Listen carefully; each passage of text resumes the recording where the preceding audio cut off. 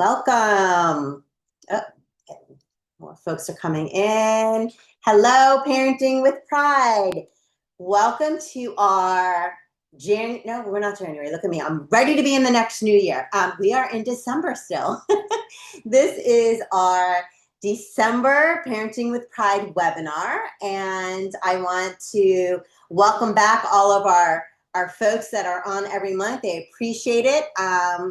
And for those of you that you're brand new, welcome to our Parenting with Pride. This is a space that we have that every month we bring in, I like to say, experts on the topic, and every month it's a different topic to talk about really what's on our mind and how we can be in community and really support each other. And so I invite you to go in the chat if you feel comfortable putting your name and where you are. We are from all over Florida, and often we have folks that aren't even in Florida because PFLAG National also advertises our webinars. And some things are very, when we talk about legislation stuff in Florida, it would be a webinar probably just for Floridians, but especially this topic, really you can be anywhere and enjoy it. So if you feel comfortable doing that, I also want to let folks know that we do record our webinars. I have permission from our speakers to do that. And so you will be getting a link once it is live on our YouTube channel so that if you want to rewatch it or for folks that missed it.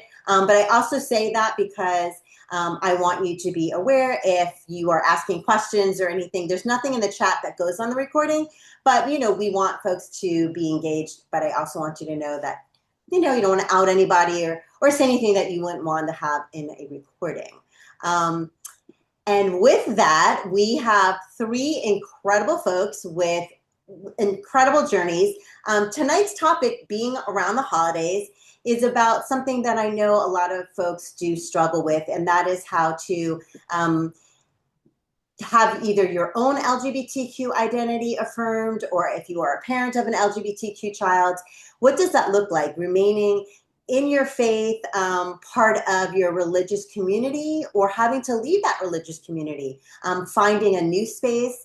And so I know that around this time of year when we gather with family and maybe traditions that you have to make some new traditions, this is a topic that we like to talk about. And so tonight we're going to do something a little bit different. Rather than, giving you more of like a training, I thought let's hear from some folks that are living this and have some really incredible insight to share with us. And so with that, I'm going to introduce our three panelists, and then I have some questions for them. But if there's anything that you hear that you have a question about, feel free to put it in the chat. If you know how to do the raise hand, we can do that. We're going to have a space at the end for Q&A if we have time, and we should have time. I don't expect a huge crowd tonight. I know it's been a long week. It's been a hard week. And so I'm really happy to be here with all of you tonight, talking about something that is not in the news right now, but just know that we feel that. We feel the heaviness. And tonight we just want to go to a place of joy and hear these incredible journeys. So I'm going to first start with David Porter. David is from Newport Richey, Florida, and he was raised Jehovah's Witness, and he served as a pastor and missionary in the Dominican Republic for 15 years before coming out as gay and leaving the church in 2022. He now identifies as atheist and is currently the chapter president of PFLAG Greater Orlando. And David and I have worked together in a lot of our PFLAG spaces. And when he casually mentioned that he, that this was sort of his background, I said, David, this is incredible. Like from almost one extreme to you are now leading this unbelievable. If anyone is in the Orlando area, you have to check out the PFLAG chapter. They do incredible work. And so this was something I definitely was like, David, I would love for you to share. So we're going to start with you, and then we will introduce our other panelists and hear their stories. So David, welcome to Parenting with Pride. Thank you. So I have a couple questions, and they were kind of a little bit more of prompts because it's your story to share.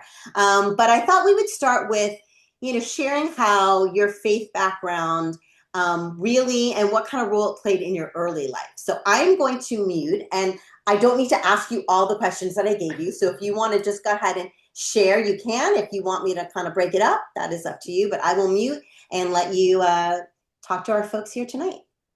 All right, sounds good. Hi, everybody. Great to be here. Yeah, so a little bit my faith backgrounds. I grew up in a very, I guess, devout would be a good word family. Like we were at church 3 times a week, plus did like door-to-door ministry once a week too. That was the important thing in my church. So like that was happening every week. We had church services in our home once a week for a long time. That was a thing. So like we were doing it 100%, all in.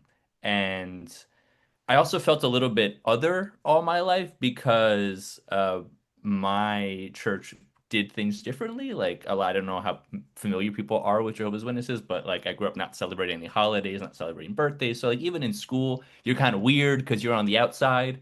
But the church itself is very insular is a word I like to use. So like all my friends were church members, and I was discouraged from having close friends outside of the church. And so there was a lot of love and a lot of time spent with people who were like almost like chosen family ever since I was a kid, but also under very controlled circumstances and without a lot of flexibility, if that makes sense. So I was always very dedicated to this way of life, and from like a teenager, dedicated a lot of time to volunteering for the church and saw that as kind of like the only way to be successful, really, as I grew up. Like you gotta give to the church. That's the way you're gonna be good and make people proud of you and have a successful life, if that makes sense.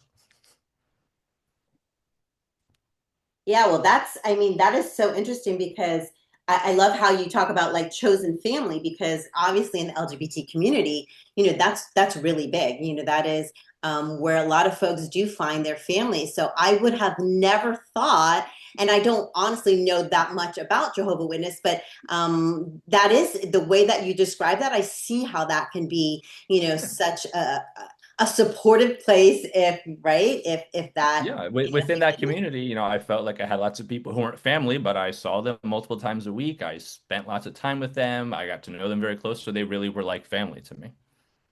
Yeah, that's interesting. Um, so then my next question for you is, what was it like then navigating your identity within that Jehovah Witness community, and were you even able to?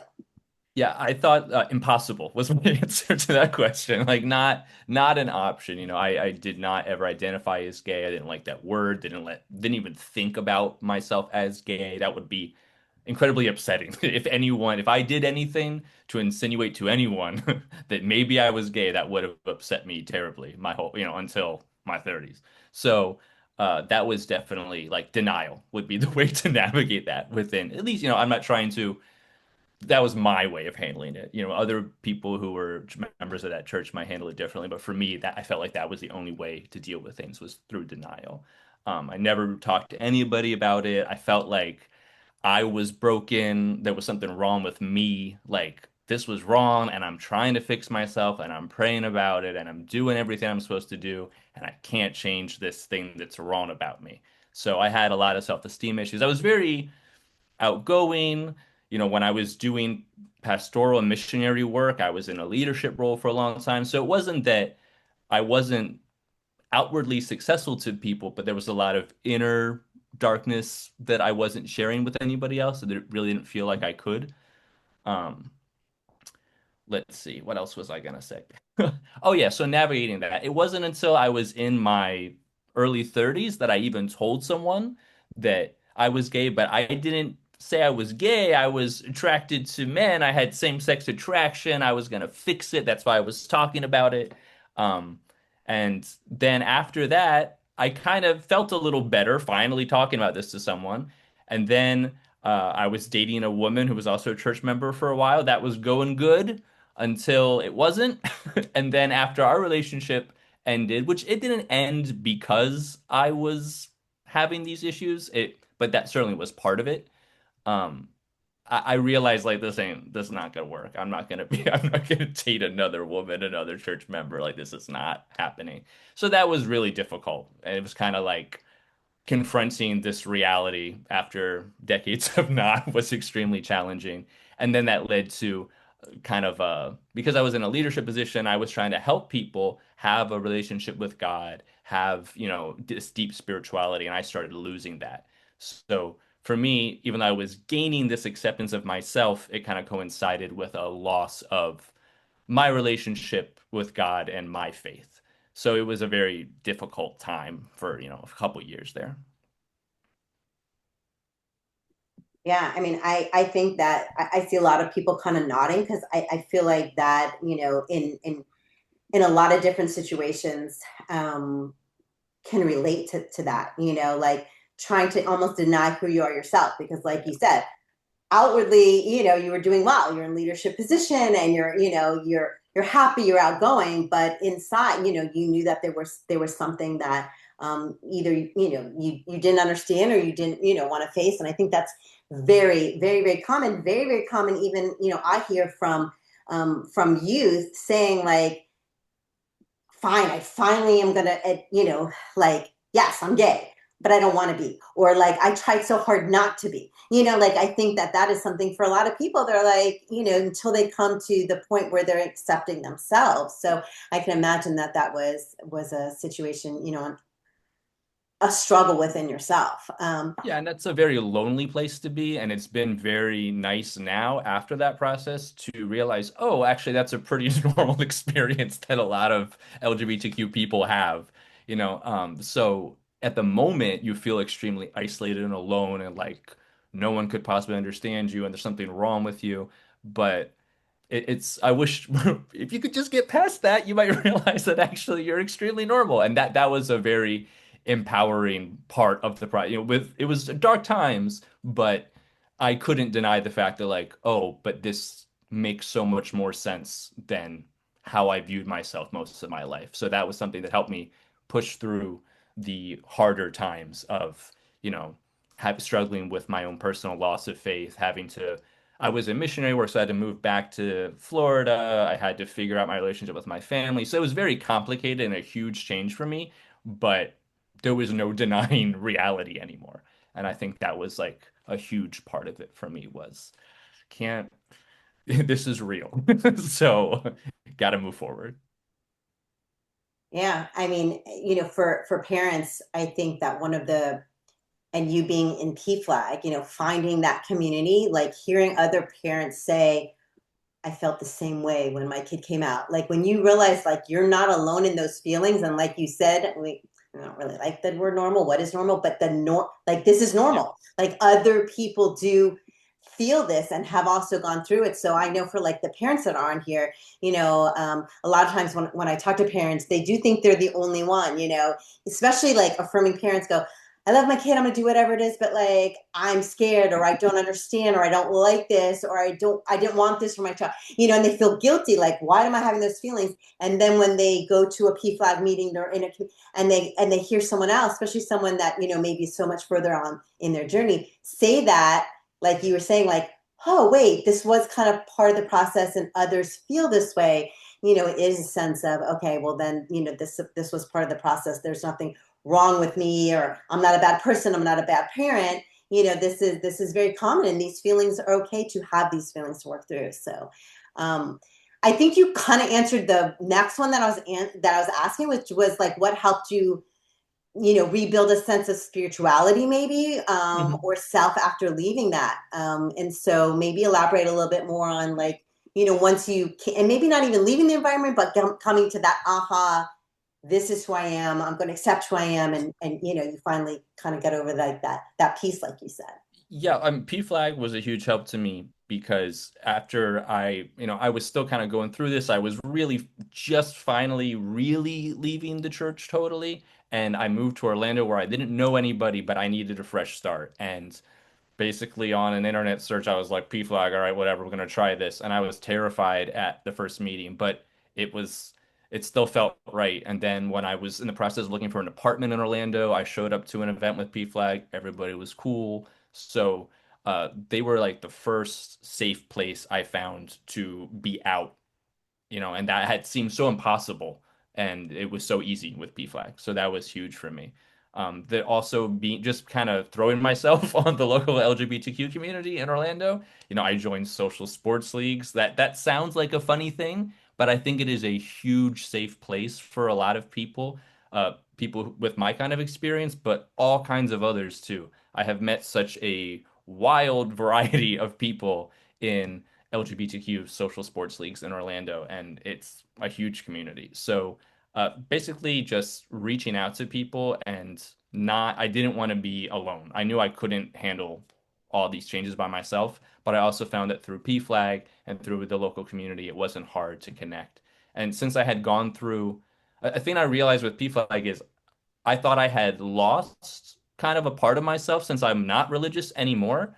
Um, but being able to use all these years of experience of volunteer organizing essentially and public speaking and I got to keep those parts of myself and then share them through PFLAG, for example. So that was also very empowering that yes, I went through this change. Yes, a lot of my beliefs have changed, but I am still the same person and I still have the same tools and qualities and abilities and I can still do good with them. I think that was very important to not lose those parts of me just because I wasn't religious anymore.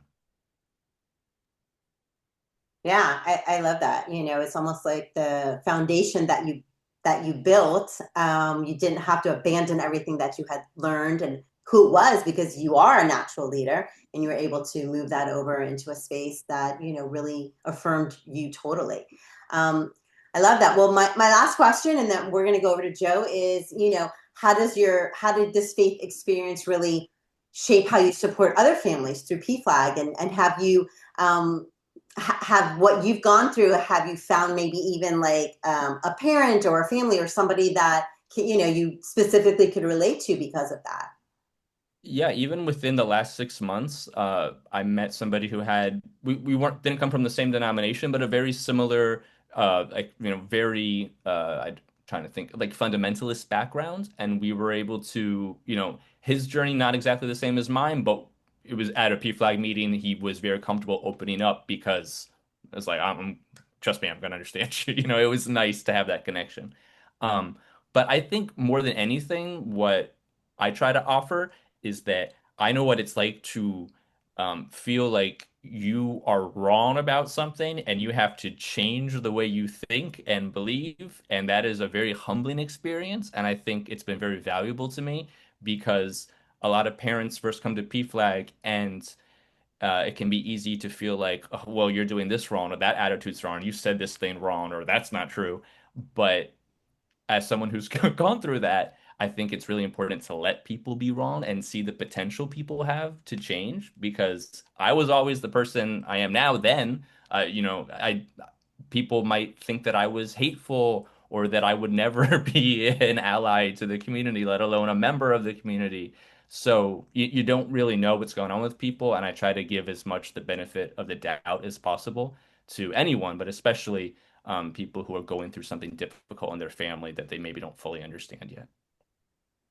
Yeah, well, you are an incredible leader and an incredible person, and I'm honored to do any of this work with you. And I know that the folks in Orlando are so blessed to have you there as their leader and as an ally and part of the community. So thank you, appreciate Thank it. you And so much. Joe, you are next, and it's so funny because I kind of just like wrote it down, but I think that you have very similar yet different to add to what David and Joe don't know each other, but you're going to after this. After you're going to be friends after this, I know that. So our next panelist is Joe Smith. Joe is a pastor, an organizer, and a writer who spent almost 20 years pastoring inside conservative evangelical Christianity after being raised and trained within the fundamentalist church. Several years ago, he left that world and now dedicates his work to confronting religious abuse, challenging Christian nationalism, and helping create a healthier, more faithful future. Joe serves on the staff at, and I'm going to say it wrong, but Maison. Did I say it wrong? Maison. Maison. Maison Church Maison Church in in Gainesville. Gainesville.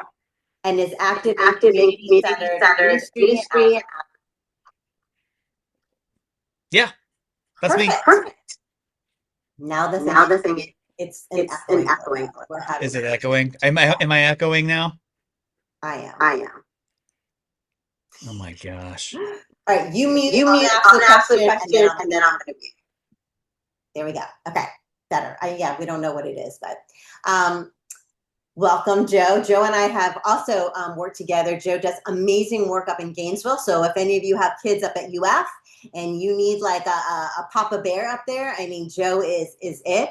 And so that was your bio, but I also want to start with like maybe sharing a bit about your faith background and how it played a role and not your identity. You know, obviously this one's a little different and you'll explain that. But you know, more of like your early life and your beginning. So I'm going to mute and you go ahead and take it away. Okay, cool. Am I echoing now? No. Sweet. I don't know what the deal is. So yeah, I grew up in the fundamentalist church, not Jehovah's Witness. We were Free Will Baptists, and if you're not familiar with them, if you've ever seen Footloose, my church was the John Lithgow character. That was my church. And so we did a lot of the same kind of stuff. We did door-to-door things on Saturdays and those are super fun. Interrupting people on Saturday mornings, always well received. But much like David, we were at church every time the doors were open. As a matter of fact, for several years, we lived right next to the church, like literally. I mean, we were next door neighbors with the church that we were part of, and when the church paved their parking lot, they just went ahead and created like a little spot for us too. So literally like lived on church grounds for many years. And it shaped everything. Um, that's not hyperbole. It literally shaped everything. Of course, you know, as a teenager, you go through your rebellion years or whatever, but it was still always there. And so I did what any good little Christian, you know, fundamentalists would do, and that's go to a Bible college after high school. And so that's what I did. I went to fundamentalist school in Southern Missouri, which is where I grew up, and I met my wife there.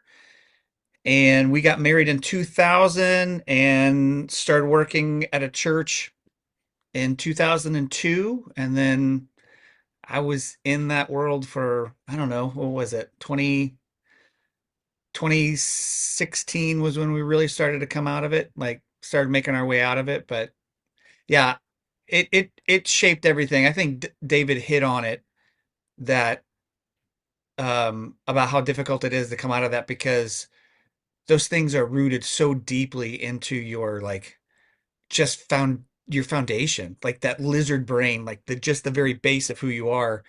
And they just, that fundamentalism, man, it's sinister.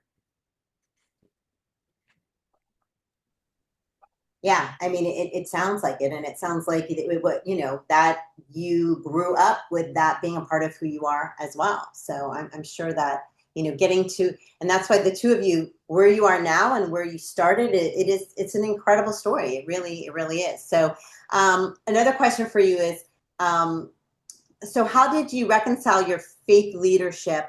Um, and becoming an affirming pastor, like what did that look like for you? For Like, you, you know, like kind of taking us from where you realized maybe this wasn't what you know had been taught always to becoming that affirming pastor. Well, I'll try to make it as short as possible just for the sake of time. But there's always a string that starts it, right? And you start pulling on that string and it starts to unravel, and then there's more strings show up and you start pulling on those things. And so that's really what happened. And the first one was, and I know this is going to sound crazy. If you didn't grow up in it, this is going to sound insane. But at the birth of my daughter, that was the first time that like a string actually started being pulled, because here was this little girl that I had, and then I realized that the things that we taught are going to tell her that she can't do whatever she wants to do. And so then I had to figure out, wait a second, am I actually going to teach her this? And I came to the conclusion, no, I'm not going to teach her this. And so that was like the first thing. But and when that fell apart, and it fell apart very quick, I thought to myself, well, if that was such a foundational teaching, and with just a little bit of research, just completely, just collapsed, what else are they telling me that's that way? So then that just led into the next thing, the next thing. Um, and when I say this, I recognize that it comes from a place of immense, um, uh, I just lost the word, um, privilege, immense privilege that I was able to pick this topic up and set it back down at will. But the first time I ever really seriously asked questions about queer inclusion within the church was 2011, 2012. But it wasn't until um, the lockdown of COVID of 2020 when I was like, okay, I've really got to figure out what this really means. And so then it's just asking questions and reading. And basically what it came down for me, and again, I'm trying to keep this as short as possible. Um, During my big deconstruction, which is basically kind of like a faith audit, if you will, what I kind of, for me, where I landed was, I know I'm a pastor, and I'm still very vocal about this. So like, if somebody from my church saw this, it wouldn't be a surprise. But I would describe myself more as a Christian agnostic. And so like, it was very easy. Once I got to that point, it was very easy for me to just let go of some things and to understand that these are ancient texts written by people that have no idea how the world works, how the cosmos works, how humanity works, right? And doing their best to try to figure it out. Um, and so for me to reconcile uh, the idea of queer inclusion with faith, especially within the Christian faith, it really came down to just a few teachings of Jesus, and I'm not going to get real pastory here, but where he talks about good fruit, like good trees. Good trees produce good fruit, and that's how you tell if something's good or if you tell it if it's bad. If it produces bad fruit, it can't be a good tree. And so when you look at the experiences of queer kids, queer students, queer people within the church, like take them outside the church, right? They experience all of the numbers of bad things, anxiety, depression, all those things at a higher rate, but then you add church into it and that number explodes exponentially. And so what I realized was like, wait a second, if the things that we're teaching cause people to not want to be here, then something's wrong. Like this doesn't have a leg to stand on. And so that was for me, that's really what it boiled down to was is this good fruit? And it's not. So it can't be true. It can't be good. I love that. I've never heard, I mean, I'm Jewish, so I've never heard that, but that makes so much sense. And I love how, that was something that really was that moment where it kind of sparked it. I think you kind of answered the question I was going to ask you next. So I'm going to skip to the next, unless you have something more of what shift, my question was what shift your theology and understanding of scripture on LGBT. You have more on that? Okay, yeah. People. Oh, People did. People. It was people. It's people I knew and I loved that if they had been straight, people would have looked at their life and said, God is blessing them. But because they were queer, it's not. And it was just like, wait, that makes no sense. You can't do that. That doesn't make any sense at all. That's ridiculous. So it was people.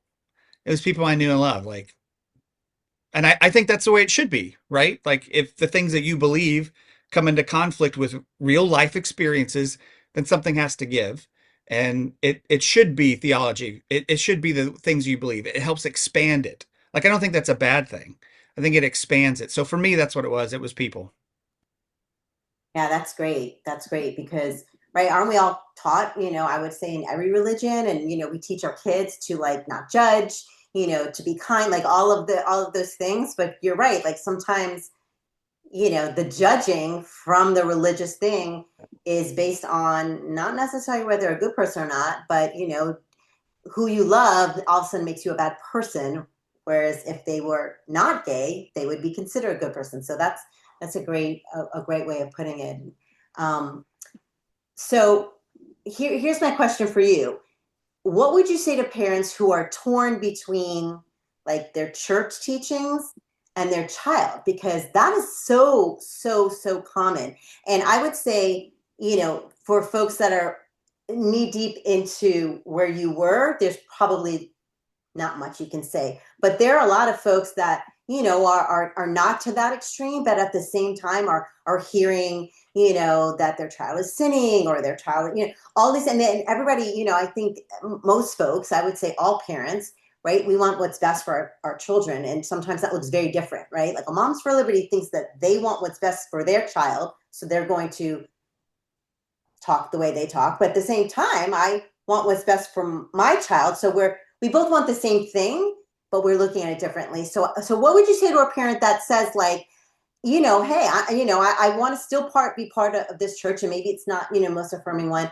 And I want it for my child, but like, how do I do that? Do you have advice? And maybe have you said that to folks? Yes, I have said that to folks. This is a much larger conversation that takes time, right? Especially for parents that are still in that. But like boiling it down, if somebody came to me and said, I don't know what to do with what my church teaches and my child just came out, I'm going to tell them 100% of the time, every single time, your child. You choose your child every freaking time. There's no church on earth that is more important than your child. There's no teaching on earth that's more important than your child. And honestly, we're talking about 6 verses. You're talking literally. That's what all of this is built around. 4 in the New Testament and 2 in the New. That's it. And ambiguous at best.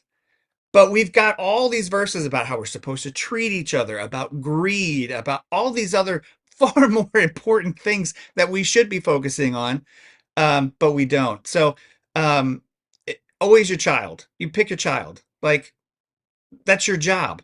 But if you're a parent, you pick your child. If your pastor tells you something different, then you quit. Then you leave. That's it.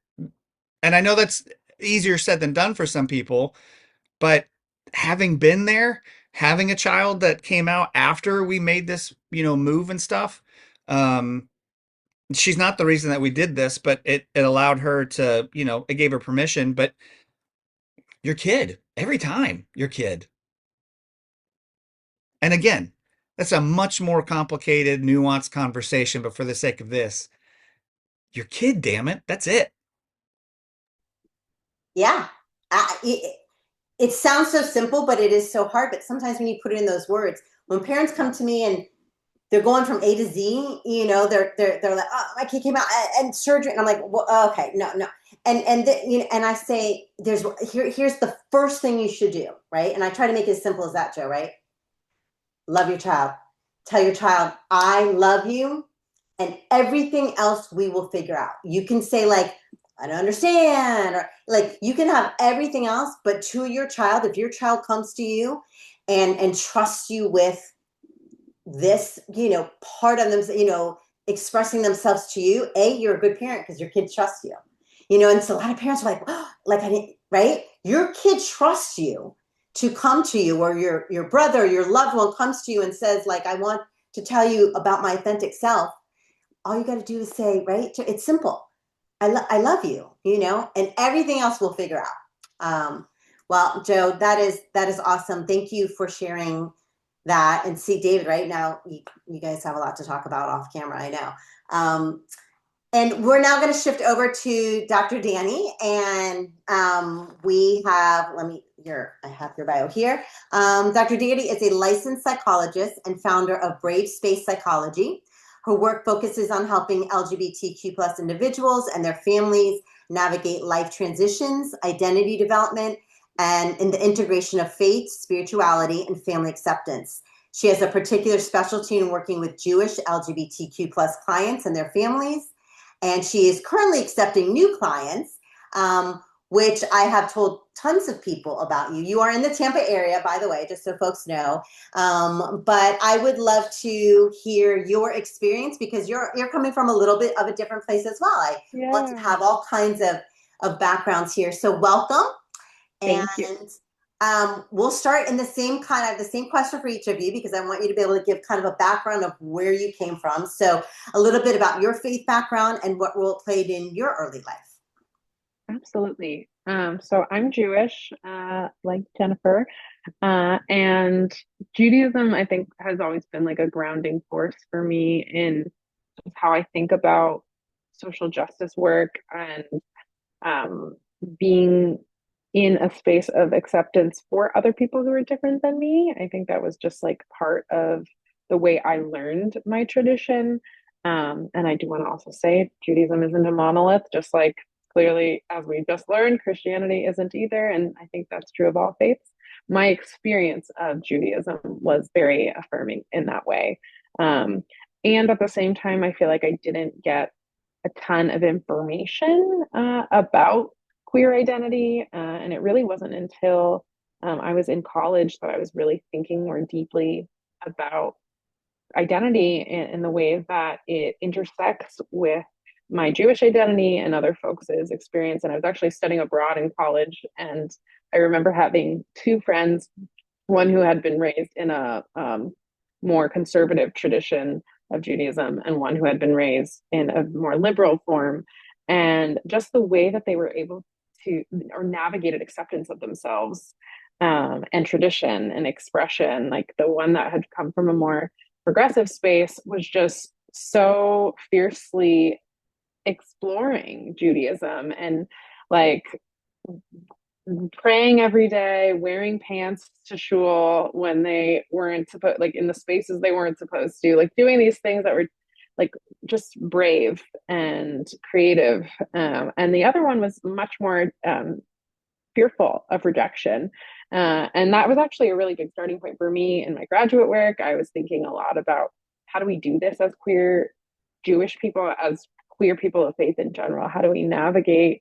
How does the way that I watched these two humans I knew able to accept themselves in their fullness, like how does that happen?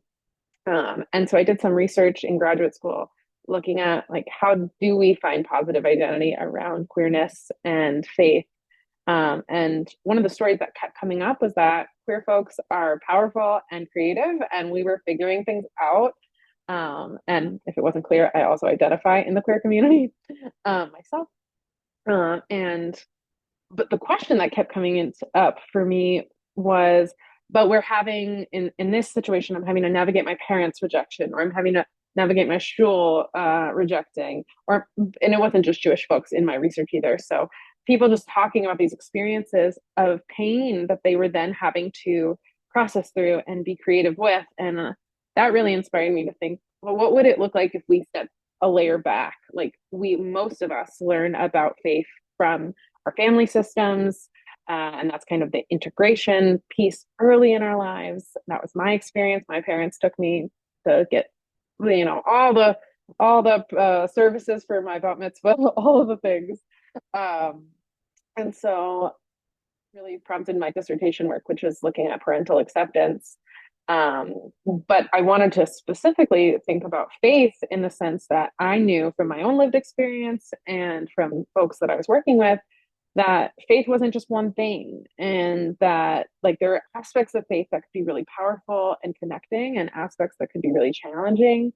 And so I looked at these different constructs, basically, one looking at religious fundamentalism, since that clearly can play a really big role in how parents respond. And then the other piece that I found really exciting and interesting was there's this concept called parental sanctification. And it was really this idea that if we view very much like Joe just said, like if we view our relationship with our children as holy and as a holy process, that is like, and that is the primary way of feeling connected to our faith and feeling connected to our wholeness and holiness, then the idea of rejecting a child because of that difference just seems really inconsistent. And so I was looking at those kind of variables and understanding parents' experiences, and I had about 600 parents or so respond, and both of those things were impactful. Fundamentalism was definitely more impactful in terms of how much it could impact whether a parent accepted or rejected. But parental sanctification, I think, there's a story there about the power to do just what Joe shared. So that was some of my research work. Now I have a practice and I help folks navigate these kind of questions all the time. And yeah, I'm just really grateful to be here. And I'm obsessed with P Flag and I'm obsessed with Equality Florida. So anytime I can help out. I love that. Yes, Danny has been in other webinars as well. We're always tapping in because you really do. I mean, when I say bring on experts, like you researched this, like this was not, Yeah. this was really part of your life's work, and so you were definitely someone that can understand this. I think in a personal way and also in a professional way. Um, well, that leads me to my next question, because I think you did kind of talk about what it revealed. But what are maybe some common themes that you see now, like among your Jewish families with LGBTQ children? Like, is there, I come from a Jewish background as well, and I feel like I am not, more secular. I'm not religious at all, but I Mhm. feel like in Judaism, there seems to be a lot more. When I hear these stories and I think about people I know and the way I was like a lot more acceptance, is that something that you're seeing, or share some of Yeah. what you're seeing with the families? So I would say again, like I think I'm just very acutely aware that we are not a monolith. And so I think it really depends on what community you're specifically talking about. When I work with families, I also do a lot of work now, community like education with particularly with orgs like Keshet. And I've worked with JQ International, different groups that are focused on Jewish queer experience. And families I think are always struggling to navigate, like in any faith tradition, how do we navigate intersecting tradition with shaping it in a way where we are prioritizing this child feeling seen. And so like in Judaism I think about like transition experiences like a bat mitzvah, b'nai mitzvah, um, and different celebratory moments. How do we also navigate the other aspects of expectations that families have, that and through a Jewish lens or through a faith lens of how that connects to fear that families have or loss and grief that feels connected to their way of imagining spirituality. I think that is very real. My experience was similar to you, Jennifer, that I felt like affirmation wasn't so far for me. And I think that that is true for lots of folks. I would say probably the majority in our tradition. However, I actually just read a really great book called Kissing Girls on Shabbat by another therapist who's Jewish. And she is from a very Orthodox community. And her experience was very different. And it was a fight. And she is incredible. And like, I think there's lots of opportunity to explore those kind of stories. And there's value. Like, I mean, I was so inspired by seeing both people struggling and people making meaning and being creative. So yeah, I think there's both and even in our community. But I am always very grateful for the opportunity to work on creating more celebratory experiences within Jewish communal life. Yeah, my best friend is Orthodox, and we have incredible conversations, because you're right. Love I it. think that's in every religion. There's the different levels. I was raised Reform, which is very liberal and not, and so we Mm-hmm. have incredible conversations. And she's actually my child's godmother. And so here is someone who really is an Orthodox Jew, and her godchild is a boy who wears a dress, and she loves him. And so we do Mm-hmm. have these conversations. I'm always kind of going, you do know there's, little queer kids in your community. And, and it's just interesting to see the different perspectives, because Yeah. whereas there's not as much affirmation there, but I think it's a little bit maybe changing. I think the world is changing. And Yeah. so in certain spaces we see that, but you're right that it does definitely depend on, I think that there's Yeah. that over branch, Jewish, but then there are so many different parts of it. Absolutely. Yeah. There's one organization that I have done work with in the past is called Jewish Queer Youth, and they are especially focused on Orthodox and Sephardic, so from more like Hispanic traditions, and Mizrahi, which are more from like Middle East traditions. And yeah, I think it just speaks to like there's so much diversity within any religious community. And that's what I find with my clients as well. Like it's really about sitting with that person and hearing their story. And there's like even hearing David and Joe share, it's like there's so many threads that are consistent, and there's these nuances that are really powerful to also understand that there's a lot of good stuff here. Love that. We have Alicia Lewis, who actually is one of our parent ambassadors, who has a comment that she'd love. You just go, we can go off mute. There you go. Okay. Hi, everyone. First of all, I just want to say thank you so much for telling your stories. I really appreciate you and letting us know what was happening in your life. One of the things I wanted to say was that I always felt like you shouldn't have to choose between being or accepting LGBTQ and religion, like or religion. You shouldn't have to choose one or the other. And Joe, I absolutely loved what you were saying about your child. You choose your child first. And it's kind of like if you're in a religion that's telling you otherwise, then that isn't your religion. That isn't the right religion for you. And it doesn't mean you have to stop looking for the church that you can relate to and can relate to you and are on the same wavelength. I always feel like you find like-minded, like-hearted people and the people that you want to be around and you want your children to be around. And that's pretty much all that I really had to say. Thank you. Thank you, Alicia. Yeah, absolutely. I love that, right? Like if they're telling you something that goes against what you know as a parent, then that isn't the place for you. Um, okay, great. So Danny, last question for you. And this kind of ties into actually what Alicia said. And, you know, Joe said he just tells folks, you know, pick your child. Is there a way that, or is there something that you tell your families for them to be able to hold both their faith traditions and their love for their child? Is there another, or is it the same Yeah. thing? So I think some of the biggest work that I do with families is allowing space for them to have whatever emotions are coming up. And sometimes that can just be like, I am totally affirming and joyful, and I just want to figure out how to move through the world, affirming my kid and letting my religious values be part of that. So I don't want to make the assumption that all faiths are struggling with this either. I think you're very accurate, Alicia, that, you know, like it doesn't have to be an either or. I think that's one of the most dangerous things about the current political moment is that it makes it seem like there's queer people and religious people. That is not true.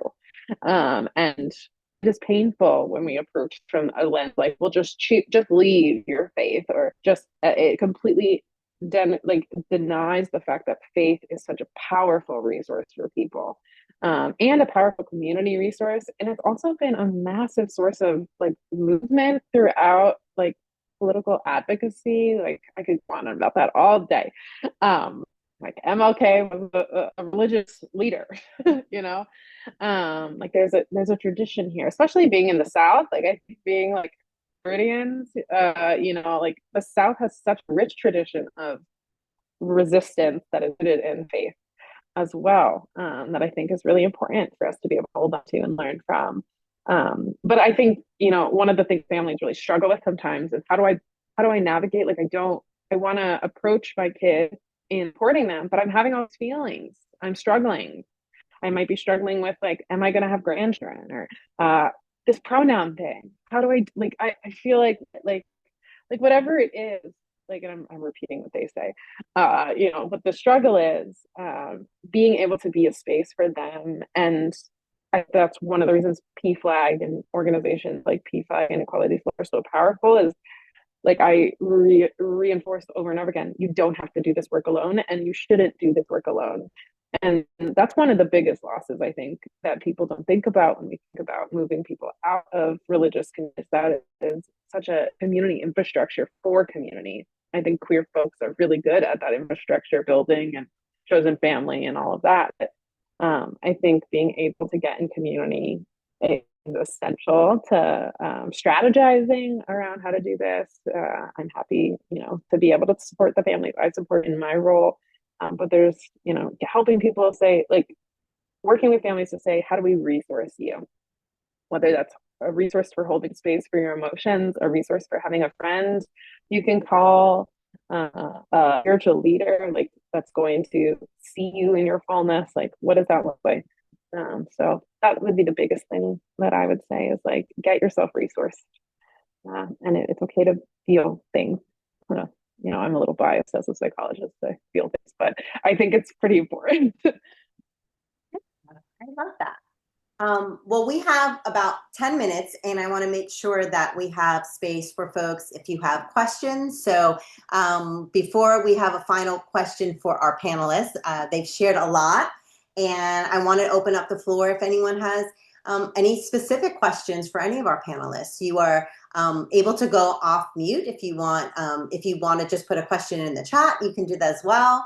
But I want to give a space for our families to ask that question if anyone has.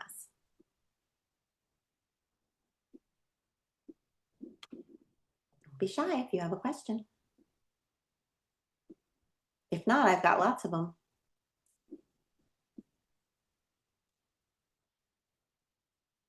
Okay, well, we're not going to take up the whole time. We're just waiting. If you do come up with a question or a comment or anything you want, feel free to put in the chat.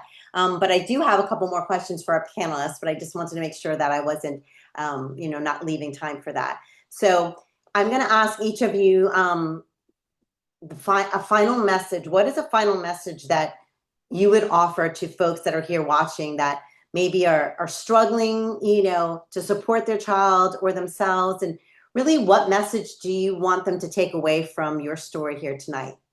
David, we'll go back to you.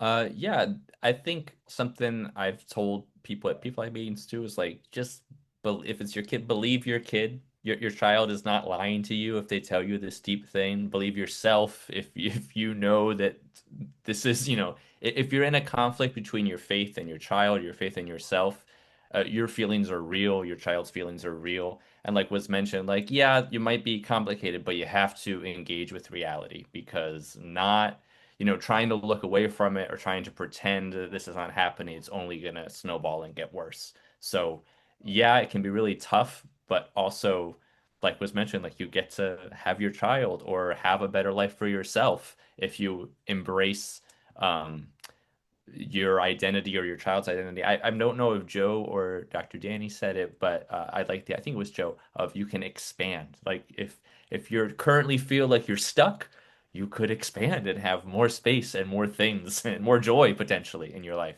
if you're willing to go through maybe a little bit of a rough patch for it. Yeah, I love that. Joe, what are your thoughts on that? I got lots of thoughts. It's a heavy day. Some of the headlines, so I'm trying to balance my emotions today, just because I know there's a group of kids that we're gonna meet up with our Pride student meetups here, and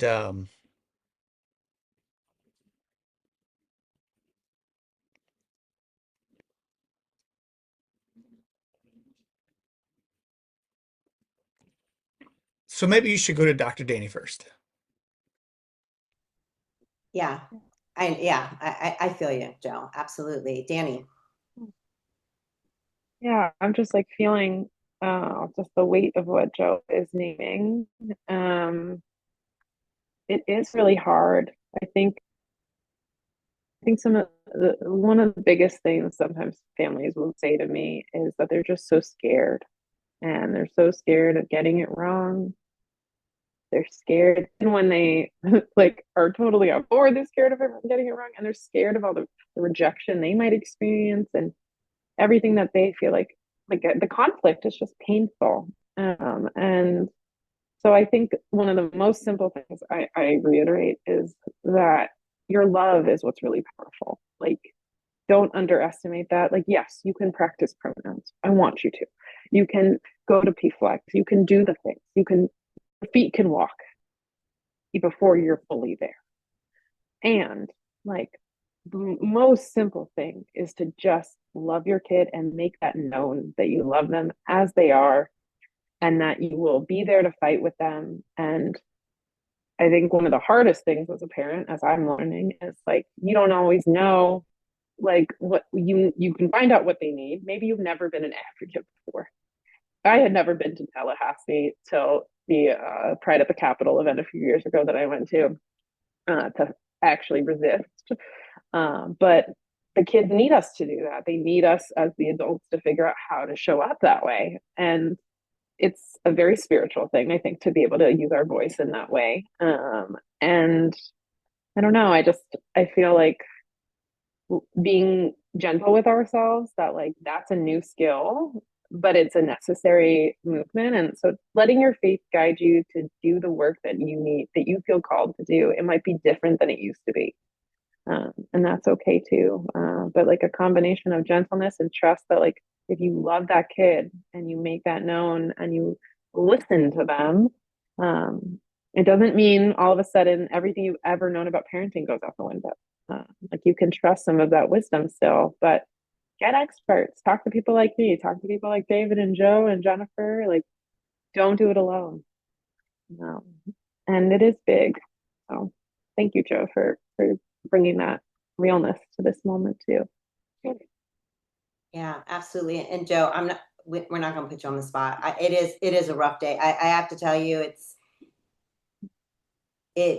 my phone has not stopped ringing. And, as a parent of a, child in the community, I'm supporting, but I'm also scared, and it is a lot. And I think that, I love how you put that, Dr. Daniel, like that, we need to use, it's almost our calling. I love that because I do feel I do this work because I was meant to do this work.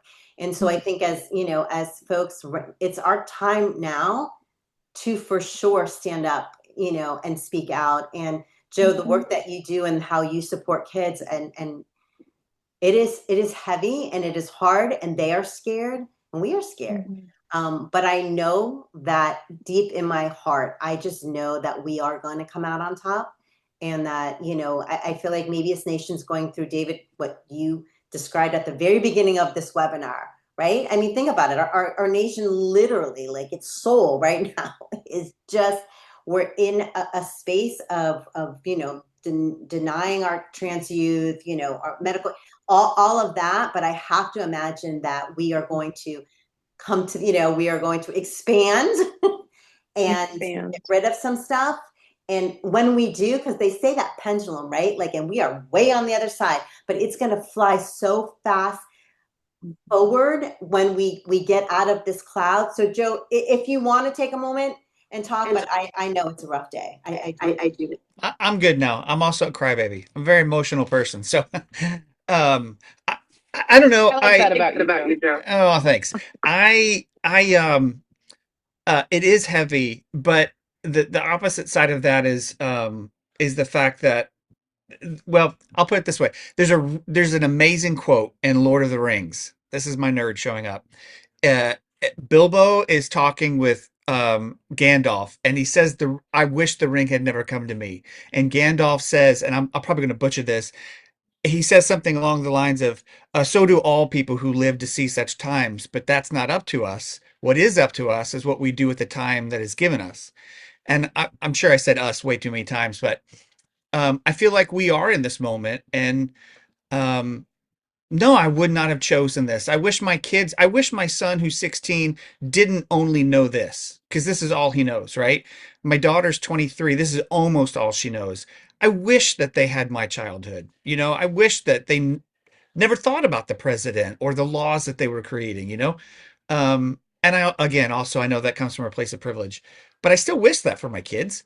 Um, but this is where we are, right? And so what do we do at the time that we have? And I think you're right, Jen, is that, you know, not to, it's not this black and white, but we are on the right side of history. This is another moment that will be looked at in 20, 30, 40, 50, 60 years.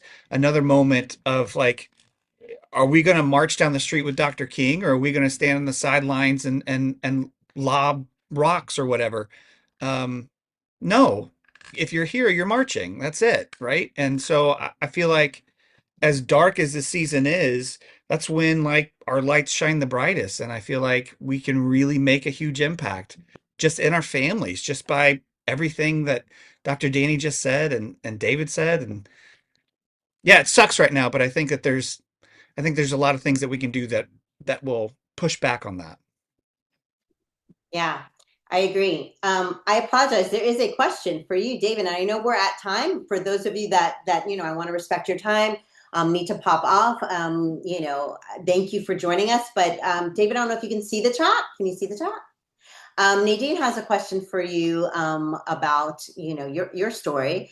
And before you answer that, I just want to quickly let folks know that we have Pride at the Capitol. Y'all are going to be getting a follow up from this with an email with a link to, like I said, to our webinar here.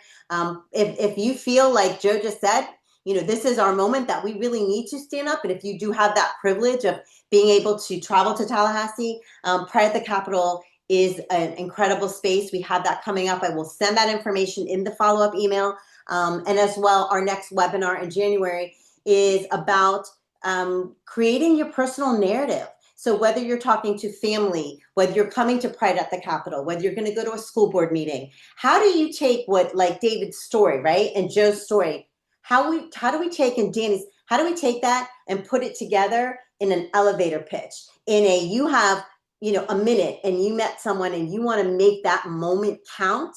That's what we're doing next month. So I invite you all to register for that. Again, it'll come in a follow-up email. And David, I'm going to turn it over to you and let you close us out with this question. Cool. And you're totally convincing me to try to change my plans and get to Pride of the Capitol. I'm like, I think, yeah, I could probably do it. I went last in March. It was fantastic. So 10 out of 10 would recommend. And I had never been to Tallahassee before. But for me, yes, I am estranged from my immediate family, but I have gained far more than I have lost. Like, yeah, it was rough conversations finally coming out to my parents. Yes, very extremely difficult. Yes. But I think a thing that happens in, at least in my religious experience, and it seems like a lot of people who are in more fundamentalist kind of groups or insular groups, is that you're told that like everyone's going to be terrible to you outside of this high control group that you are in.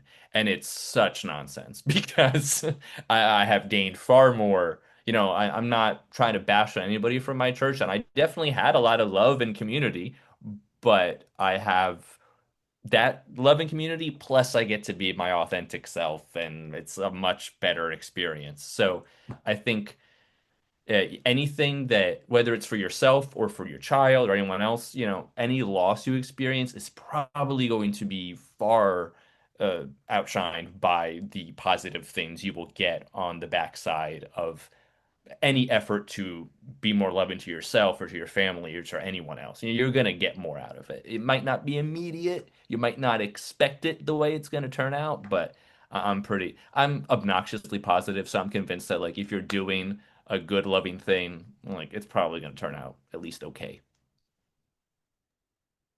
Well, thank you for sharing that. And, honestly, I think the key takeaway from tonight, right, is that, faith and identity can coexist. And sometimes it's walking away from family to create your own family that brings you more joy. Because listen, we don't get to choose our family, our birth family. And sometimes, and I would say for most folks, especially if you are in the LGBT community as a parent or as an individual, there are going to be people that are not going to be accepting. And then you're going to find others that, your kids those are going to be their aunties and uncles, and maybe not by blood, but because they are part of your home and your family. And so I do think that families don't have to choose. I hope you'll see, if you are in a situation where you're looking for, an affirming religious space, please, contact me. I know that we are putting together actually a resource now, Quality Florida is, of affirming spaces across Florida. And so, if you have any questions or any concerns, feel free to reach out to me. Thank you to our panelists for sharing, for taking the time. It's a hard week. Give yourself grace. I'm so glad tomorrow's Friday. We at least have the weekend where maybe there's not going to be a whole lot going on. And we do have, for those of you celebrating Hanukkah tonight, happy Hanukkah. Those celebrating Christmas coming up, Kwanzaa, all of the goodness. If it's none of the above, but you're just going to be in community with family, enjoy that time. It flies by. I know I'm going to go enjoy my little grandbaby up in the north and see the cold weather. I hope that you all feel that you get something out of our webinars. There will be a survey that you'll get once this ends. I would love for you to fill it out. Any feedback helps us. And thank you all, and I will see you in the new year. Look for that email to sign up for the next webinars, our Pride at the Capitol, and all of that. Take care.